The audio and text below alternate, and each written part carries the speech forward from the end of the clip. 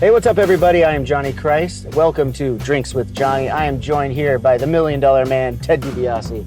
Great to be with Johnny. Great to have you, man. Good to be here. So we were just having a little chat here in the car, and I wanted to, start this thing off, kind of going from the beginning. You were adopted by Iron Mike DiBiase, correct? That's correct. And what was that like? How old were you when you were adopted? I was 5 years old when Mike came into my life, and my mother and my biological father had divorced when I was 2. My biological father was a professional singer. Oh, wow. He had a beautiful deep bass voice. Was a backup singer for Tennessee Henry Ford. Wow. So that's where you got the voice. And that's where I got the voice. But unfortunately, I couldn't carry a tune if it had handles on it. But everybody said I should do, like voiceovers and maybe cartoons and stuff. But anyway, I have the voice, but I can't sing. And that was something I think about that sometimes. I go, you know what? I wonder if I had started when I was very young, that I could have taken that somewhere. And I don't know. But music for me has always been, it's like I can hear a song, and I listen to a lot of rock and roll, the 60s, the 70s. I think I was 12 years old when the Beatles hit it. Okay.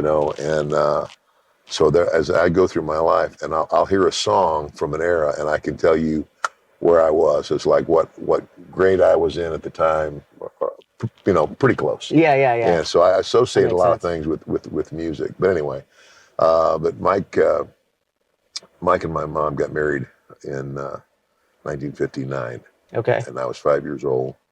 And into my life comes this bigger than life guy who's a professional wrestler. But Mike was not just a professional wrestler. He went in the Navy, World War II. Oh, wow. And wrestling for the Navy in 1946, won the AAU National Heavyweight Wrestling title.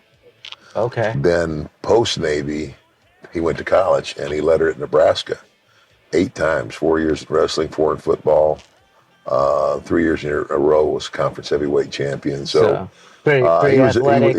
Very. And of course, DiBiase, an Italian name, but Mike was only like 5'11". Okay. Like 5'11". You say only 5'11". You just met me. I'm 5'6". Okay.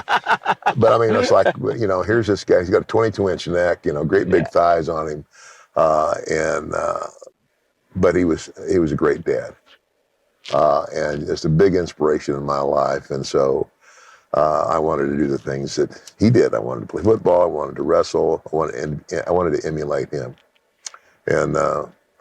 You pretty much did, right? Because then in college you did some college football and wrestling, right? I only got to wrestle in high school 1 year because we were in Nebraska, and we left Nebraska after my 9th grade, freshman year of high school, and we went to Texas, and this is like 1969, and we were in Texas for a month, and he has a heart attack in the ring and dies. Oh, in mid-ring, huh? Yeah, my whole life changed. That's brutal. Moved back to Southern Arizona, a little town, very small town called Wilcox. And brother, I'm telling you, we're talking 3 traffic lights. Okay. This is where my mother's parents, my grandparents lived. Now, they were also from Nebraska, but my grandmother had rheumatoid arthritis, and they said, move to a dry climate. So she goes out and she takes this truck stop. She, hard-working woman, 24-hour truck stop where she ran. But I landed back in this little town. I was familiar with Wilcox because I was there from the age of 2 to 5. With my grandmother. Well, my mom was, and again, not only was my dad a wrestler, my mother was a lady wrestler. That's what I heard. Yeah, that's incredible. That's how they met. Wow. So I was a kid that didn't get in trouble very much. No, I couldn't imagine you wanted to deal with that. So things went well for me, and then. When I got to this little town, I looked around and going, gosh, can my dreams come true here? And, the other thing, my dad instilled in me a lot of good values.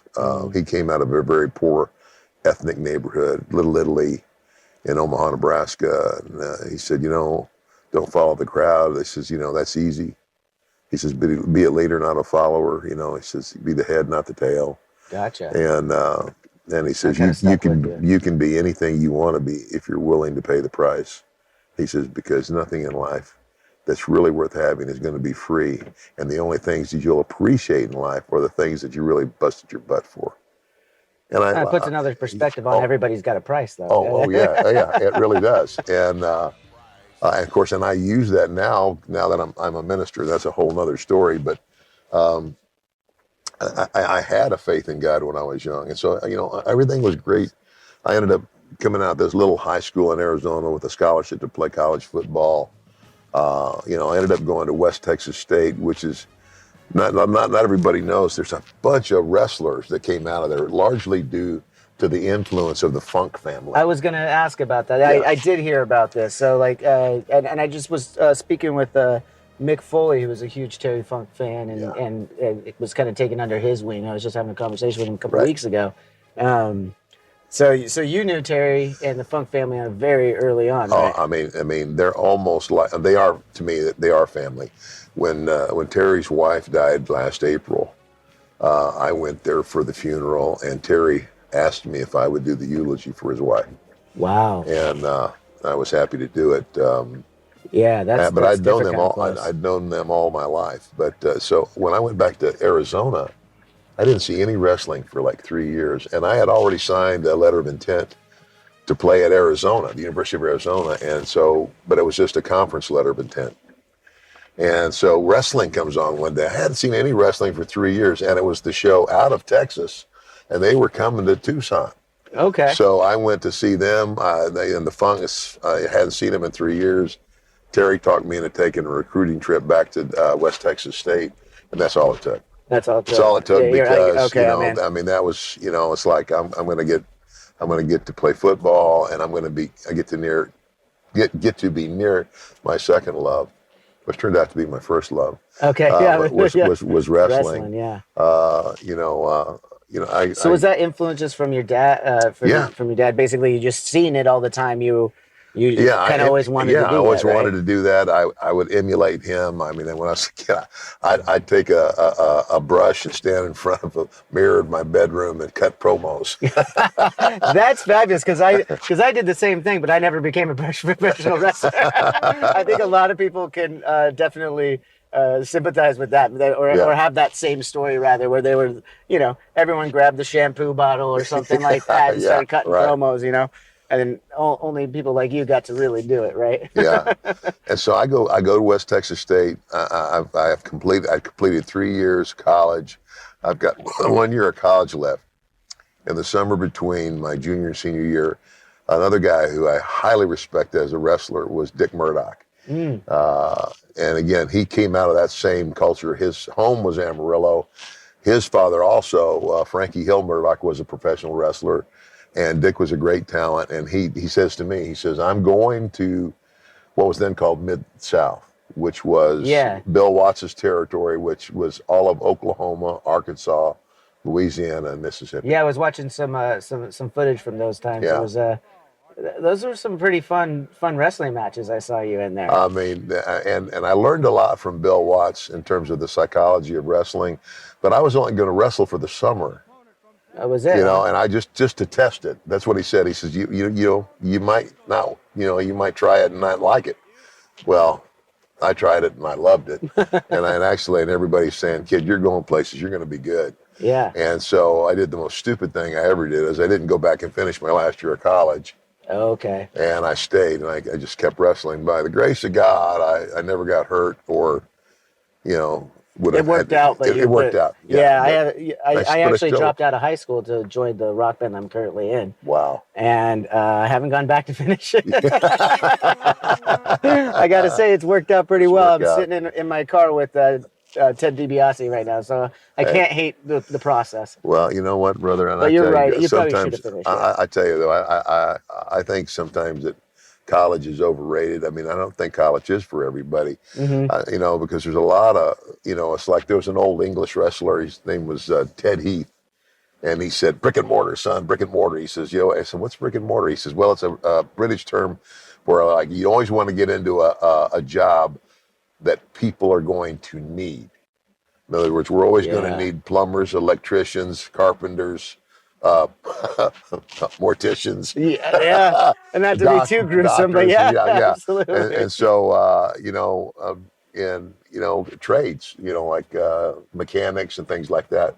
So I think, college is for some people, but I don't think it's for everybody. Yeah. But anyway, I did well, and I was also, I guess it was just a blessing that when I first started, I was exposed to so many good wrestlers, and largely due to Bill Watts bringing these guys into his territory. And so I stayed in Mid-South for a year. Then I went back to Amarillo, and I stayed there for a little while. I went to Kansas City for almost a year. Then back to Mid-South, and then I went to Georgia the first time, which is when I met my wife Melanie, and then I went back to Mid-South again. And went back to Georgia one more time, and then back and forth. Yeah, and well, that was the territorial days. Yeah. You would move around a lot. So it was, I think it was October of '84 when Vince was starting to move with the new, with WrestleMania and all that stuff. And he and Ted Turner had potentially made a deal, which everybody now knows didn't happen. Went south. But Pat Patterson came in the dressing room at the TV show one day, and I was there. I was working for Georgia Championship Wrestling at the time. Tells everybody, don't worry, you got a job. Nobody's getting fired. And I got Pat off to the side, and Pat and I knew each other. And I said, Pat, you and I both know there's a difference between having a job and having a position. Yeah. And I said, all positions seem to be taken right now. I said, so I'm going to go back to work for Bill. And, when one of those positions come available, give me a holler. Give me a holler. Keep me in mind. Yeah, keep me in mind. And so that's when I went back to Mid-South, and that was in '84.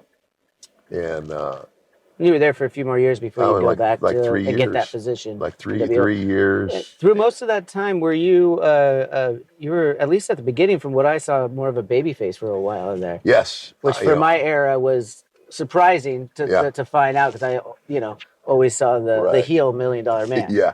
Well, and again, in Mid-South, the other thing that was remarkable about Bill was so smart. He was the first promoter to feature as one of his main stars a black guy, Junkyard Dog. Yeah, Junkyard Dog was not really so much a great wrestler as he was a great personality. He was the best on the microphone and just so much energy. And so I have to say that's kind of my favorite stuff about professional wrestling too. I love the in-ring stuff, don't get me wrong, but I always love the promos, the guy when you're behind the mic. That's that storytelling aspect of professional wrestling is what I always gravitate towards when I go back and watch stuff. And that's what JYD was. And so I used to tease him. I said, you know what? You roll your wheelbarrow out there, you shake your booty a little bit, you howl at the moon. And I said, 5 minutes later, the match is over and you're making all the money. He's working smarter, not harder. So Ernie Ladd was the booker for Bill Watts, the big cat Ernie Ladd. And Ernie said to me, because I was one of the only guys that was traveling out of the territory at all, because I was going back and forth to St. Louis and making a trip every year to Japan. And so he says, be looking around, because we need a new heel. We need somebody for you and Dog. And so I said, okay, Ernie, I'll be looking around. And then it just hit me one day. Why don't I? And I went and knocked on his door. I said, Ernie, I found your heel. He said, who? I said, you're looking at him. So how was it? Oh, man. So speaking of, so we don't need to go into how it turned and everything, but I saw a match actually with you and a good buddy of yours, Hacksaw Jim Duggan, where you guys were a three-way tag match and turned on, or it was a tag match and JYD was involved, and Hacksaw comes out in a gorilla suit of some sort. Yeah. There was a fair going on at the time. It was something like we did our TV shows in this building that was on the fairgrounds of Shreveport, Louisiana, and so the fair was going on, and so the way they did it, so he says, we got a gorilla here. He had helium balloons. He's part of the local fair. So he's here handing out balloons to the little kids and all that stuff. Yeah. And it was Duggan. That's so rad. And so at The the whole right time he's minute, just hanging at out. the right minute, the So gorilla I mean, turns on Junkyard Dog, and I love those kind of stories too. yeah, Like that's like the behind, behind. You guys are obviously having fun with this too. yeah. You're.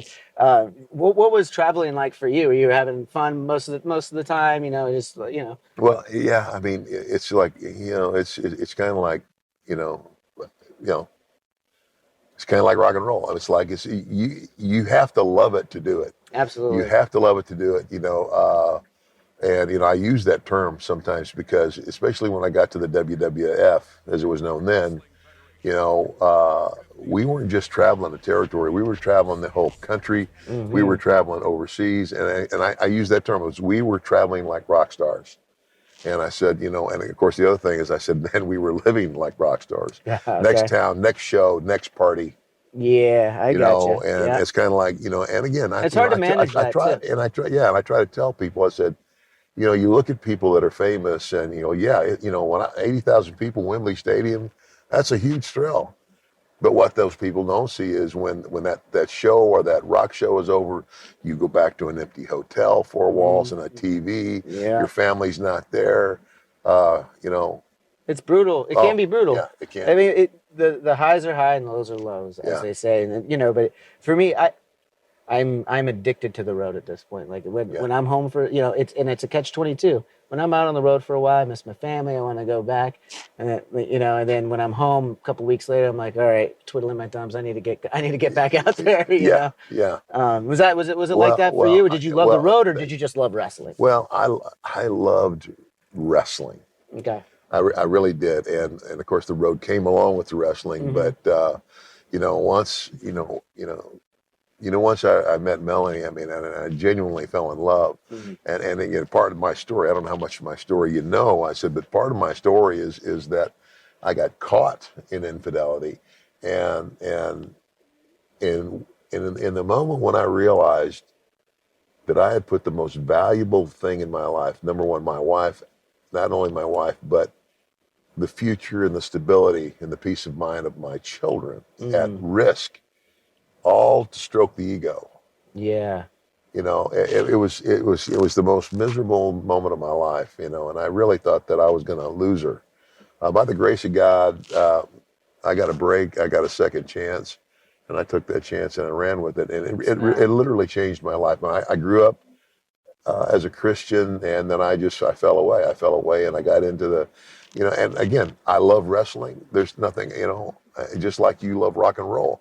And I loved what I did in the ring. I said, but the lifestyle that came along with it was dangerous. And it's like, it comes down to me, I tell guys all the time, is accountability. Mm. I said, you need accountability when you're out there like that. I said, because when you're a celebrity, you don't have to look for trouble. It comes knocking on your Oh door. yeah, It absolutely. finds you. Yeah, you got to It's, do your diligence to not be a part of that. exactly. It's harder. It's a harder lifestyle to not be a part of that when you're Right. out on the road. Right. And and again, that, I know that, and even though we did different things, it's basically it's still the same. It's we're fighting the same things. And so it's you get that once you get that accountability into your life. That's why I feel I have really good conversations with professional wrestlers, other athletes, and other guys in bands because we have been through very similar ways of traveling Right. and that lifestyle, and we know how much Yeah. what it entails and how much of it is fun and how much of it is miserable and everything in between. Right. And I go, and at the end of the day, though, it's like just pick any job. I would guess that anybody at any job, they do what they do because they love what they do. Hmm. But even though they love what they do, there are always things that come along with any job that you don't like. No, I mean that's just life in And general, it's right? balancing. It's I guess what you would call stewardship. Hmm. How are you going to balance all those things and stay on the straight and narrow? Yeah. Well, we got through a little bit of the early stuff with the Mid-South and everything like that, and then I wanted to ask you more the stuff that I grew up with, the $1 Million Man, and now if I'm correct, Vince McMahon was the one that came up with this gimmick, correct? Yes. And it kind of all clicked. I heard Bruce Pritchard say when a story about Vince McMahon being on a plane and paying a guy off to stop smoking. Are you familiar with this story? Yeah, I mean, and see, Bruce and I are very good friends. I knew Bruce ever since because he used to he got into the wrestling through being working for Paul Bosch when Paul Bosch owned Houston Okay. as an entity there, and so Bruce and I were very good friends. You know, and he told me the story about Vince saying, "Look, I'm going to prove to you, you know, everybody's got a price." Yeah. And so they're sitting in first class. So this is back when you could still smoke on an airplane. And so the guy, lights up a cigarette, and Vince says, "Excuse me, but I think that smoke is killing me. Would you mind putting it out?" And he says, "Well, I'm sorry, pal, but Pay it's for like the seat. This paid is for what the I want to seat do. and what I want to do." And so, says, "Well, how about if I give you $100?" And I said, "Yeah, I'm sorry, man. And so then he goes, "How about if I give you $200?"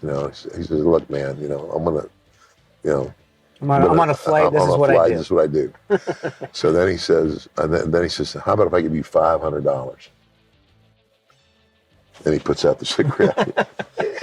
And Vince looks at Bruce and goes, "See, Yeah. everybody's got a price." And so he said that was the essence of the character. And when he described it to me, he also said, he said, "Well, Ted," he says, like, one thing everybody hates is somebody by virtue of their wealth thinks they're better than everybody, looks down their nose at people, and looks at them like they're trash and thinks he can buy anybody or anything. And and he said really what those kind of people are, they bully people with their wealth. Yeah. And he said everybody hates a bully. It's a good deal. Oh yeah. And I said, and I started laughing. I said, I can't stand guys like that myself. And he said, that's the essence of the character. And so he had seen me wrestle. He had seen me as a heel, and I carried myself in much that same fashion because, it's a type of heel. Yeah. In wrestling, there's the tough guy heels, like Stone Cold was a tough guy. A tough guy heel is eventually going to be a babyface. Yeah, because people love tough guys. Yeah. But go through that adversity enough. That's what they want to see. That's the storyline.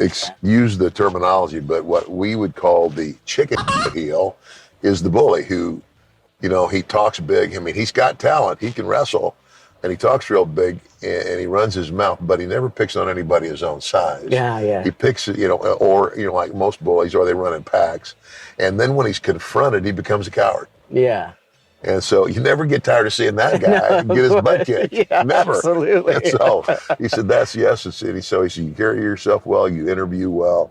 He says, I think you can really pull this thing off. And that's when he laid out all the other stuff. He says, when you hear this and you're processing it, are you excited about this character you're about to play? And like what's your preparation? I mean, you've got the one line, everyone's got a price, but now you got to cut promos. You got all this stuff to do where you're going to have to embody this character, right? And the thing was, it's like nothing about my wrestling style or the way I interviewed changed because it was that was already there. Mm-hmm. It's like the change was me putting on this costume, and this figure, the suit with the dollar signs and all that stuff. But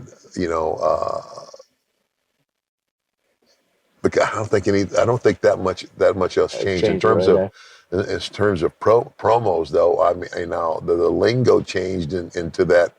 I became. It was more like it's kind of like what's I can't remember what the line was coming. It's like the difference between you and me is I'm rich and you're not. Yeah, and then the laugh. The laugh was my favorite, by the way. Every time, I'm sure you get that all the time. But that's such a signature laugh. And the way that happened, I mean, that laugh it's really an exaggeration of the way I laugh. Yeah. And so I happened to laugh like that after a promo. This was back when we were cutting promos every 3 weeks for all the cities we were going to be in for the next 3 weeks. Mm. And as I did, Vince happened to be walking by the room where we were doing the promos, and he heard me, and he stuck his head in the door, and he goes, "That's it. That's the $1 Million Man. I want to hear that laugh every time you finish a promo. Wow. And so That's incredible. it became the trademark. And you know, the other thing, then he says, here's what we're going to do. We're going to try to make the public believe you're really that guy. Yeah. And that's when he's, like first class airfare, limousine service every day. Yeah, I love seeing these promos that you guys that you were making in the $1 Million. You clear out a pool full of kids so you buy all the kids out and so you can have the pool to yourself at the suites. I mean, this is some ridiculous stuff. Oh yeah. Kick a honeymoon couple out of the honeymoon suite because it's the best room in the hotel. Or the kid with the basketball out of the crowd. Oh yeah, that's the one I hear about all the time. I'm sure. And in reality, all those people in the live events at the TVs, those are people, even though on TV they didn't get it, they all got the money. Oh yeah, they all did. But the kid in the basketball is the one I hear about all the time. Yeah. I mean, he was crying. Yeah. Because I didn't know that you see that was so genuine too. Because in my head, I'm like, oh, they prepped the guys too. It's like, no, you guys didn't talk to at least this kid. Probably well, we did rehearse it, but in rehearsal, I wasn't hardcore. Oh, that's what it was. And so when I got hardcore with him, it just scared him. He started cranking, none any better. Oh yeah. I remember getting back in the back and everybody was just going, "Oh, that was the best ever." I said, "I'm glad you're all happy. Now find an armored vehicle to get me out of the building." Oh man. Well, that was back in the day too, where that was like a real a lot of people. The storylines and everything were so real to them that they would lash out. Like famously, Jake the Snake had to get stitches one night when some little old lady took a razor blade to him. Yeah, because she hated him the Jake the Snake character so much. Right, and those times were even worse before WWF because by the time Vince had announced publicly, yes, we're sports entertainment. But back in what we call the territorial days, where when all those territories, we understood. Anybody that watches wrestling long enough, especially if they've ever been in a real fight or an athlete, okay, wait a minute, maybe this isn't all real. But a lot of people took it real serious, and it was even Bill Watts as a promoter would say, he said, "You heels, just remember, if you get in a real fight and you get your butt kicked, you're fired." So you're fired. Yeah, but I had events like that. I was actually having a match with Jim Duggan in Jackson, Mississippi, where I live now for 35 years. Oh wow! And there was this one little old lady at ringside, and she was always in the same seat, and she just hated me and all the bad guys. But I mean, I just had fun with her. I'd go out there and she'd start screaming and yelling at me, and I'd shake my finger at her and stick my nose out at her and do all that stuff. That's the fun stuff, man. Me and Jim are having the match, and we do something, and he gets me going and everything, and so I run and I slide out of the ring and I back up to the barricade, and all of a sudden there's this searing pain in my right buttock. Oh. And I turn around like I'm going to smack somebody. And it's that little old lady. She stuck me in the butt with a hat pin about that long. Whoa! Yeah. But when I realized, you're lucky it hit the cheek though. Yeah. But when I realized it was her, I realized, I brought this all on. Yeah. But so then what I do, I put her over. I just grabbed it and started running around the ring. Everybody broke up laughing. Duggan was having he broke up laughing. Oh, that's fantastic. Oh man, so yeah, you've had some classic matches, a lot of them with Jim, as you mentioned and stuff. Most of those though, you were even when you were teamed, you were a heel at those times. Like, did you prefer the heel characters or the babyface characters? Once I became a heel, I liked it for a couple. I like it. Traditionally speaking, that. If you're the heel, you're the guy leading the match. You're calling the shots in the ring. The other reason I liked being the heel was it was so not me. Mm-hmm. It was something other than my real personality, and I just found it a lot of fun to be that. Yeah. It's much more fun to project a character that's not anything like yourself than to, I guess, and the other thing about it, I guess, baby faces.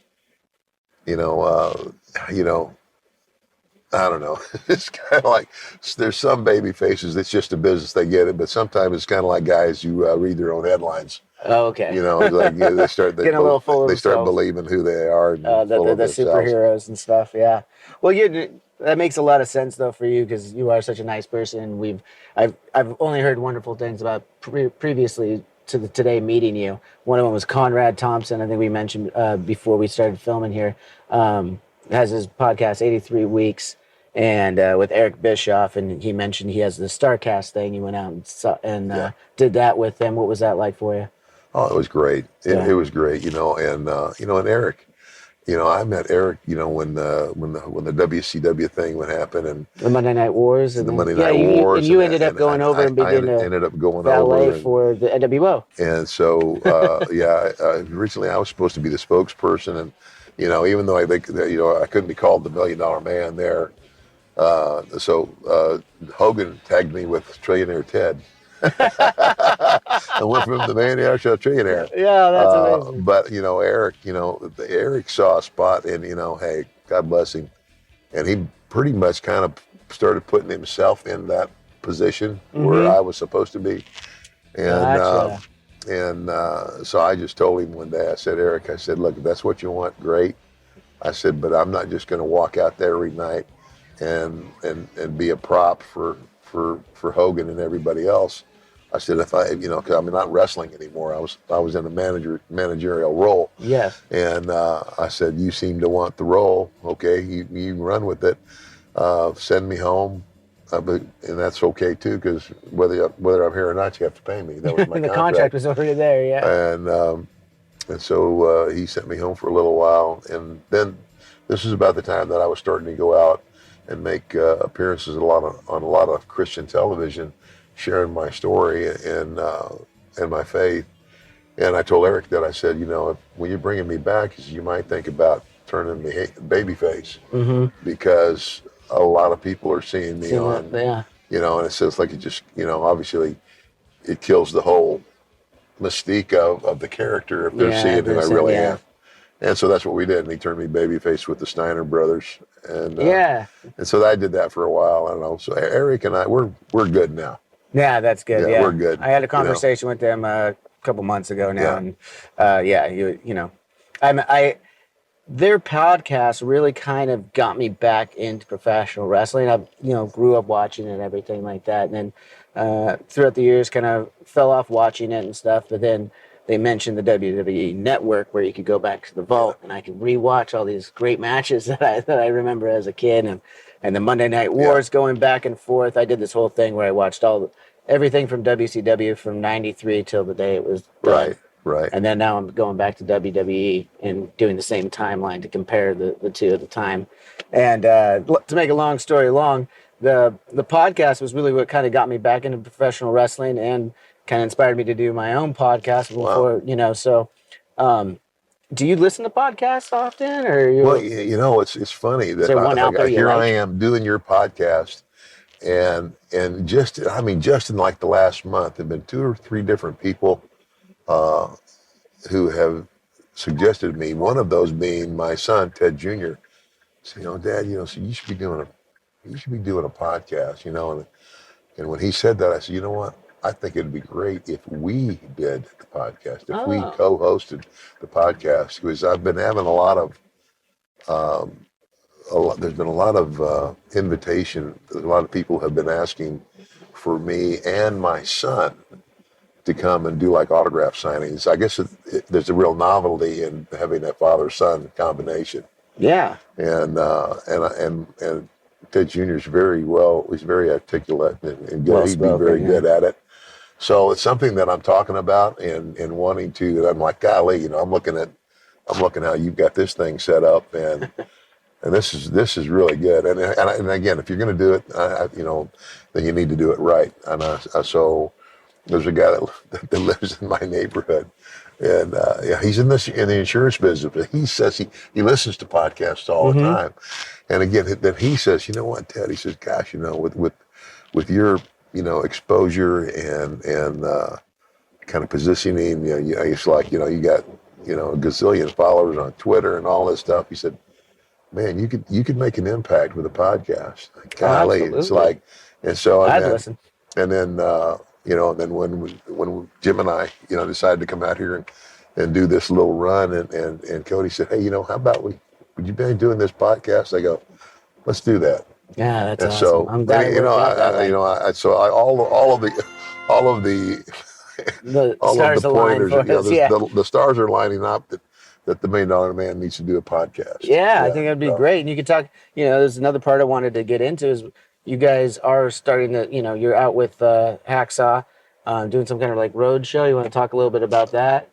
Yeah, it's this is like what's funny about this is I never envisioned myself as doing that, and I was kind of like, well, I'm not really a comedian, and then I realized it's not about being a comedian. It's that wrestling fans, and I would venture to say fans of any sport or I mean rock and roll fans. I mean, how much would they love to sit down and see behind the curtain? Oh, absolutely. And ask questions about the things that they don't see and hear the stories. Yeah, I had to create a podcast to do that because I'm getting to learn it from everybody. All my guests, it's always someone who I find interesting and I want to know a little bit about just them, And so that's really what we're doing is we're telling our story, our wrestling story. And the thing that's cool about Jim and I is that, that we've known each other for 35 years, and our birthdays are 4 days apart. He's January 14th, I'm January 18th, and we're the same age. And that's incredible. But he came out of the football background totally, and didn't grow up in wrestling, and so it wasn't until that Bill Watts, kind of put him with me. There's a funny story about the first time I ever got in the ring with Jim was a tag match, and he was brand new. He had just out of the NFL, right? Yeah. And so me and Tommy Rich were wrestling him and another guy. I can't remember who the other opponent was. But so Jim starts the match, and I told Tommy, I said, I'll start with the new guy. And so when we locked up, I felt like somebody had grabbed a hold of me with vice grips. It's like, it's like so hard, man. It's like, I said, hey, kid, they can see it, they can't feel it, So I backed him into the corner, and I said, the referee said break, and I just walked over to my corner and tagged him. Yeah, you're like, no, I'm done. I said, you can you go deal with that. I love that. And we have a big laugh about that. Oh, that's fantastic. But we really had, we became very good friends, and we've stayed friends, and. But this, and I know he's been going out and telling the road stories for a little bit, and Jim, if you know Jim at all, Jim's he's a funny guy anyway, But that's what I'm saying. It's not really so much the comedy as we're telling our stories, but along with those stories, there are some great funny stories, funny things that happened, of course, to us during our careers that we love to tell, and so that what makes it fun. And that's what everyone wants to hear too. And then there's also the other side of the stories that aren't all funny. There's serious. It runs the gamut of emotion when you peel back the curtain on anybody in general. And then we give the fans the opportunity to ask those questions. Yeah, that's great. The fan questions. I got a chance to check out Mick Foley's 2 of his shows when he was down in Southern California, and he opened it up to the crowd, and everyone's having a blast with that. So the other thing I wanted to talk about, you already kind of touched on it, is you're a pastor now, right? Or minister? Well, not a pastor, but I am a minister. Minister, I'm sorry, I get those mixed up sometimes. I guess you would say, evangelism would be the slot you would put me in, because I go and speak in churches all over the country and foreign countries, and I speak to a lot of men's groups specifically, and I share that story, the story of gosh, Ted, how did you go from being a wrestler to a minister? Yeah. I mean, you talk about a jump. Yeah, that would be. and I can imagine. And actually, we did a documentary called "The Price of Fame." It was a Fathom event. I don't know. I can't remember now how long ago. A year or more ago. It was in select theaters for a one-night deal, and then it became available on Amazon and DVD at Walmart, and so I carry those with me even now to for people to get and to hear the story. It's Yeah. kind of like I've told the story, and I've got the story like on video, but it's like a good friend of mine said, Ted, I'd like to put it on film. Mm-hmm. And so we put it on film, and my sons are in it, and my wife, and it just tells our story, and how I went from losing my way, so to speak, and getting caught up in the lifestyle to redemption, Yeah. and bringing it back around and refocusing my attention And bringing on, other people to that story too. exactly, And helping out others. And, exactly. I tell the story with the full intent of hoping that it'll help somebody that's going through the same stuff. yeah, that's really cool. And then how'd you guys get in? So we're outside of the Giphy studio now. How'd you guys get wrangled into this? Well, what is it entailing? Cody. Cody got a hold of me and said, Ted, I booked my dad for a long time and everything, and I just, she's so excited about, the possibilities, and she's, I started listening to her talk about the different connections she had, like with the Comic-Con people and these people and those people, and I have always, I did one like 8 or 9 day run with a guy named Jan Murphy up in Canada. And had a lot of fun with it. Yeah. And I knew that Jim was doing it. And I said, well, I'd love to do this, so we could do it together. But, we're both going to be doing it on our own as well. It's just another aspect. It's just like, in church, I tell a story. Yeah. But it's a story of redemption. Where these are, I'm telling my story, but I'm telling my wrestling story, and I'm focusing on the things that I know that the fans want to hear. Yeah, totally. But at the same time, it still opens the door, because eventually somebody in that crowd is going to say, well, Ted, how did you go from being a wrestler to a minister? And I'll say, glad you asked. Yeah, and then you get in there. That's wonderful. Speaking of Jim, let's get him in the car. Huh? You bet. All right. So now I got you in the car, Hacksaw. How you doing today? Doing good, and had a lot of fun driving in from Vegas to LA, of course, and oh Jesus! He just pricked the driver. I love it. You scared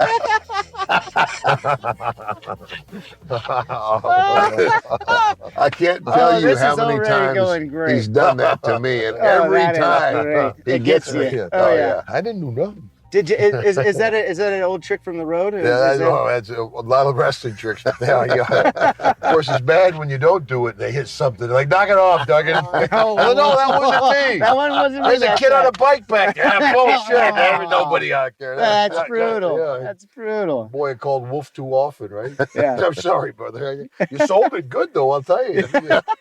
You belong in the ring. He took a good bump there. Yeah, right? Get a little juice next time, So I'm sitting here in the car, a dream of mine, sitting with two Hall of Famers. I want to ask both of you two real quick. What year were you each inducted, and what was that moment for you like when you were inducted into the WWE Hall of Fame? Well, I was inducted in 2010, and you know what? It was again a very special moment, I think, and I think Jim would agree with me. But it's like it's one thing to have accolades and people tell you that you're good and something, but when you're inducted into a Hall of Fame, then you're being recognized by your peers. Mm-hmm.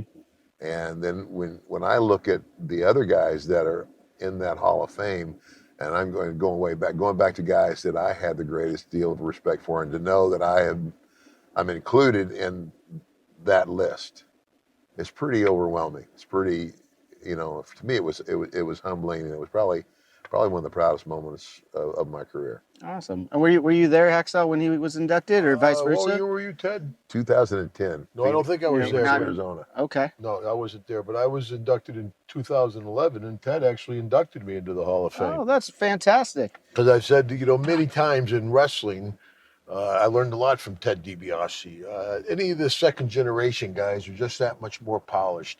Ted, Jake the Snake, Kurt Henning, guys who grew up in the business were very good. So I came into Mid-South. I didn't have a clue what I was doing. Oh, right before you got in the car, Ted had a couple things to say about that. Oh.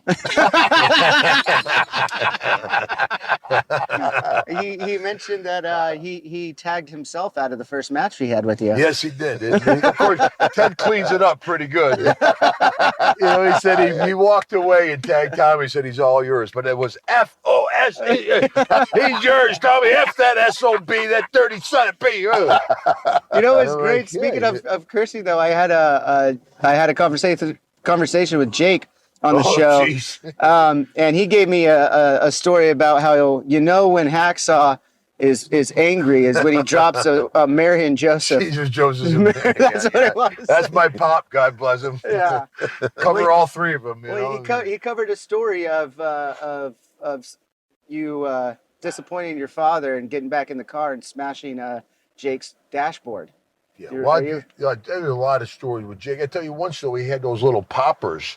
Uh-huh. You throw on the ground, and I'm driving, and he threw it against the windshield like bang! What the devil was that? Yeah, sorry, Reverend. Right? Yeah. But traveling with Jake was an experience. I always said Jake was one of the most fun guys in the world you want to party with. Mm-hmm. But the last guy you want driving your getaway car. You'd be backing out of the 7-Eleven going, Jake? Well, it sounded like you guys were always having like a lot of fun on the road. And, Jake was actually in my wedding 30 plus years ago. Oh, wow. Man. Yeah, Jake was in my wedding and scared everybody. I got married in a little small town in South Carolina. Of course, he terrorized that poor town. They were throwing holy water. Crucifix sales went way up. Is it true that you convinced Jake to go into the ring with the deceased Snake? No. No? He told the story about. Yeah, I know. Oh, he told that story. Are you going to believe me or Jake? I'll tell you. Well, now I don't know. There's a couple of stories. It's not like that was the first snake to go down, brother. Oh, no, he didn't say that either. Yeah. Man, we were in Detroit one time. He leaves this one out. Man, we were in Detroit, and I think we went to the library one night till it closed, and came back to the hotel and went to sleep. We slept, got up the next morning. It was like January, and we got up and there was about 6 or 8 inches of snow. And we opened the trunk. There was my 2x4. There was Damien frozen as stiff as the 2x4. You could pick him up by the tail like my board, Vince, the snake died. Hey, how the snake died, Jake? I don't know. hey, back to the library. What books did you read? Oh, yeah. We had some deep conversation, maybe some Aristotle. Moby Dick.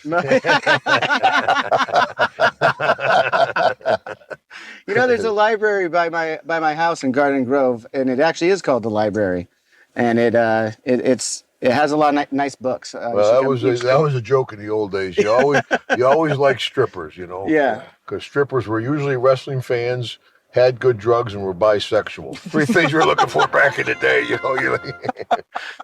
Not all of us, though.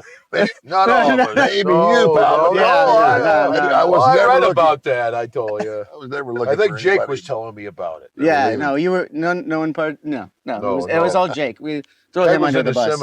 He's not here to defend himself. Throw him under the bus. Yeah, well, no, yeah. Oh man. So another story that we were talking to Ted here about was the time you dressed up in a monkey suit in the Mid-South. It was a gorilla suit, brother. Get that straight. Damn monkey suit, man. Oh man! And you said you were out at the carnival in that, saying hi to the kids too, no? Well, no, this is my normal outfit. That was. I wear that all the time. Oh, What the okay, hell, I right? got you, yeah. Just what I had on earlier today. I told him. I said, there was a fair going on at the same time as we were doing our shoot, right? TV shows. So it fit right in that, and so they said, hey, yeah, there's a gorilla, with balloons giving away to the kids around the fair, and he's coming in here to give them to some of the kids, and and so and everybody was cool until the gorilla rips off his head, and there's A gorilla. Not a lot changed. That Mid-South was a hot territory, man. I was watching. I bet what 80% of the Hall of Fame guys came through Mid-South. You know? Yeah. Yeah. And you came straight from NFL into wrestling, right? Well, no, I went up to Canada. I was with the Falcons in '77 during preseason. I got hurt. Okay. Had 2 knee surgeries, so I was on injured reserve all year. So I'm able to join the union. I just was at the Pro Bowl, you know, and all the other guys are like, "Why you got a wrestler here?" And I'm like, I squirreled my 1 year in. You need 4 for a pension, but if you get paid for 1 full year by a team, you can join the retired players union. So I do a lot of charity events, and of course, I always ask those NFL guys. I'm like, world champions. Where in the world have you fellas been? And they're like, well, you know, we went to London. Yeah. I'm like, that's like going to the West Coast. Come on, London. Are you kidding me? Yeah. As Ted and myself, I wrestled every state in the union. Yep. Every province in Canada. Yep. And I did 30 countries myself. How about you, Ted? You got a lot up, I'm sure. Yeah. I never added them all up. Yeah. I got them all written down. You got to do them alphabetically. Australia, Austria, Bahamas, Bermuda, Belgium, Canada, Cayman Islands. You know, that's... you go through them, man. It's unbelievable. 30 countries, you know. I said, nobody knows Tom Brady in Christchurch, but they'll go, oh, yeah, big old. Hey, let's get into that. What do you mean by that? Hey, brother, she's a nice girl. Hi. That's fantastic. That's why. That's why she's so expensive. She's fantastic. Oh man, this is that's good stuff. And he's sober. I did now. Oh, I haven't drank since Pipe died. I haven't had a drink since Piper died, man. How many years is that? Well, almost 5 now coming up. Oh wow. Yeah. Wow. Pipe here tried to get me to quit drinking a few times. He had to babysit me, you know. Okay. And he's like that, you know. And by the time you need to quit it, I'm like, yeah. He had the you know, like Ted's got this water bottle full of vodka. We used to do the same. Yeah, right. We used to do the same thing. Yeah, you know, I send this for approval. Ted's gonna be like, cut that out of the episode right there. Oh, well, you're gonna believe me or Ted, right? That's great. Wrestler's honor. Yeah. So you did a little heel work in the Mid-South too, and then most people would know you as your babyface Hacksaw with the American flag and everything. Which did you prefer? Oh yeah, well I started off as Big Jim Duggan. Mm-hmm. Short hair and clean shaven, and that didn't work. Then I was the convict and I wore a mask, and that didn't work. Then I was Wild Man Duggan with a fur and chains on it, and that didn't work. So I evolved into Hacksaw. So out of 40 years, probably 35 I've been Hacksaw. But I enjoy being a baby face better than a heel. Okay. And especially back in the day, you'd see DiBiase, he's the heel and I'm the baby face. You're like, yeah. Nowadays you can't tell the difference. But man, have the roles reversed. Wow, brother, that was a shot, man. I like you, man. I tell you, we're buddies. A couple more times around the block. Oh, but we still got Ted in the car. Well, I want to critique this music video from you right here. Can we get that rolling, Brando? I mean, who wrote these lyrics, right? I mean, this is a fantastic music video. Did they just cut this up from promos? No. I mean, it looks like it was all one shot. No, yeah, it's cut from promos, yeah.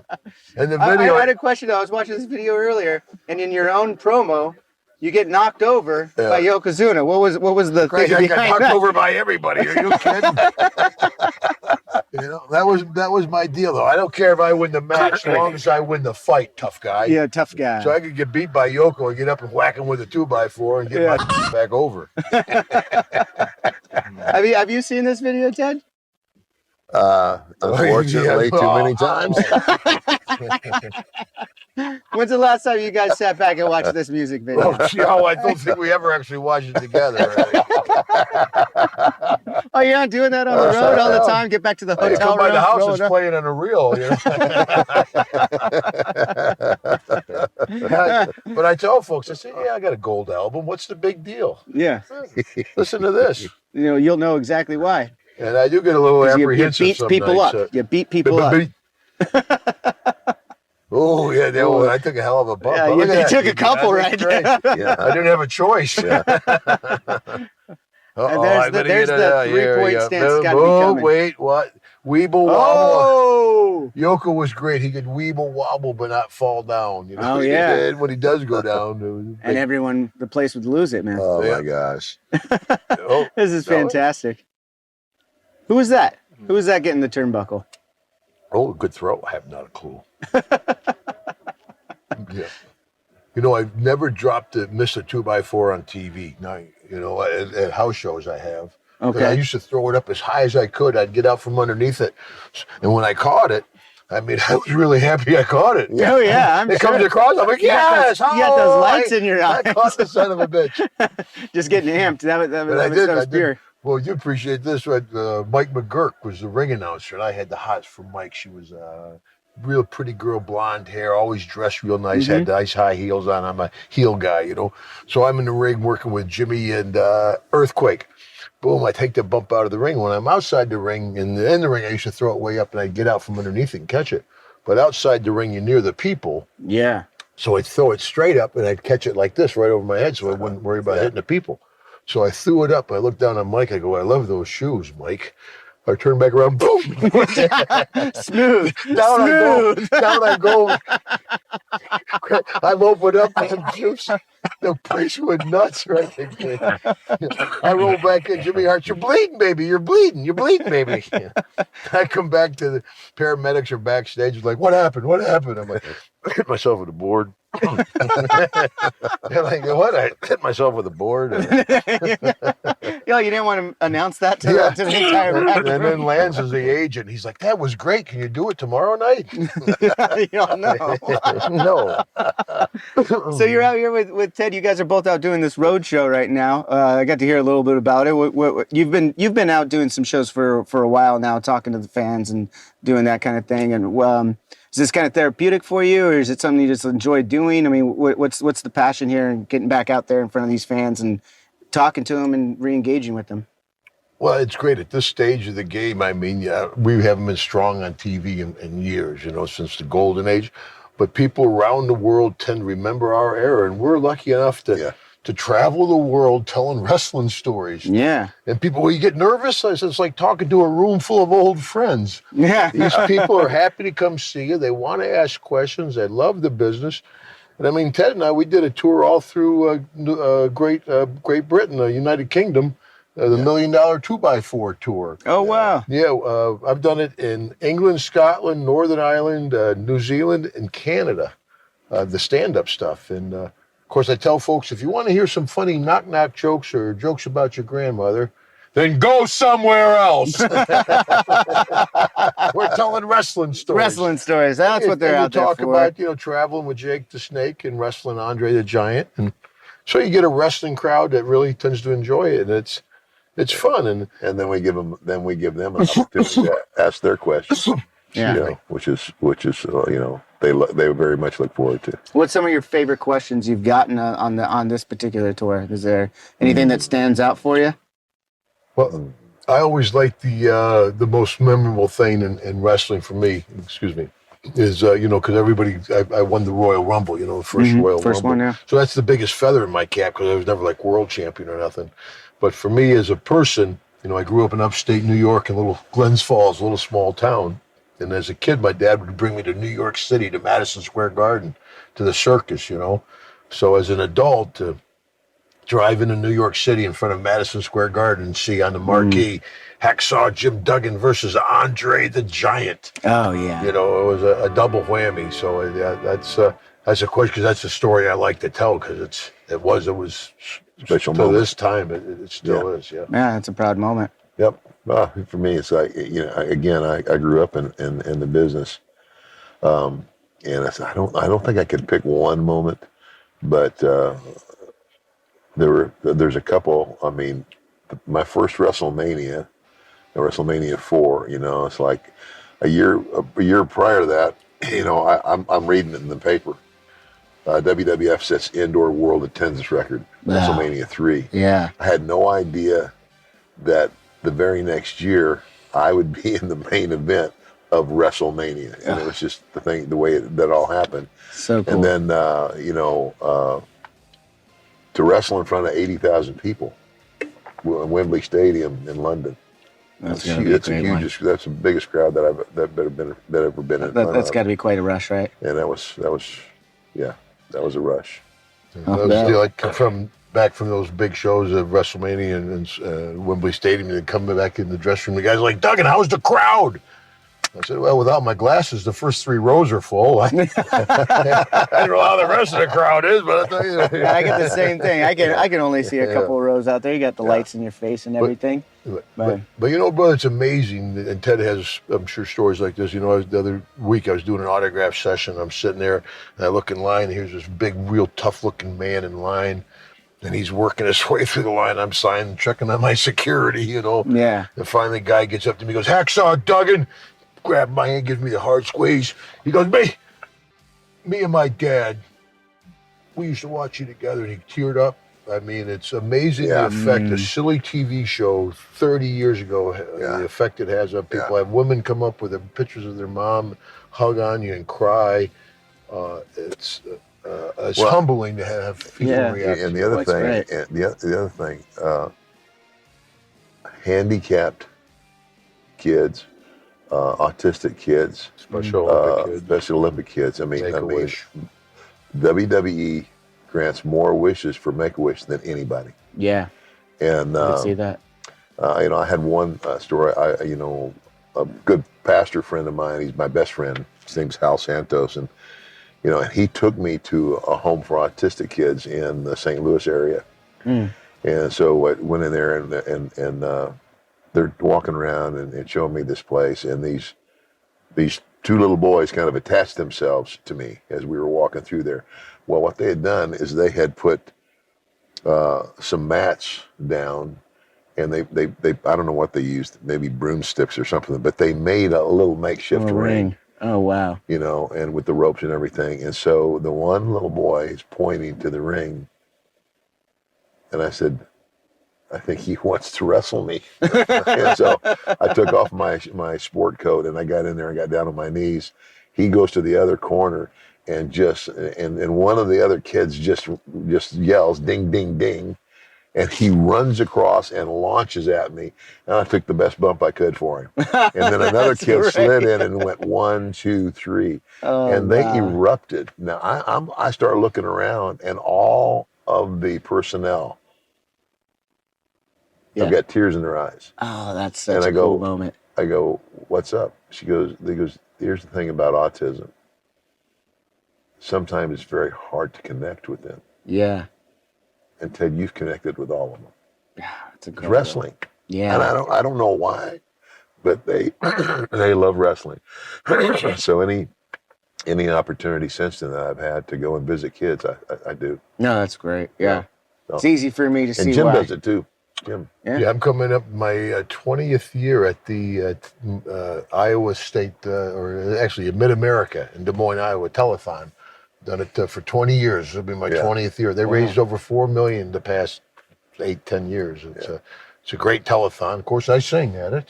Yeah. No, not a chance in hell. You don't do this rendition. But I tell you, that's the deal. They have all these. Hey, wait a minute. You're a gold selling artist. Yeah, right. You got to give the people what I they got to hold want. out for a paying audience.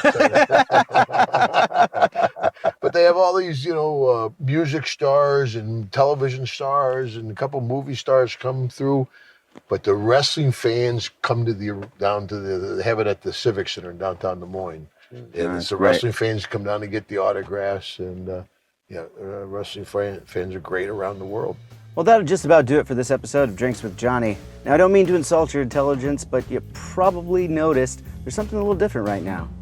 Very astute of you, that's right.